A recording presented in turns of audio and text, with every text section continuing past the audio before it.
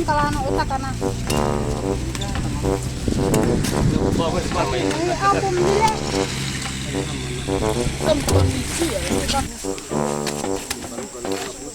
Second mo yan. Balikan mo na mo kanya.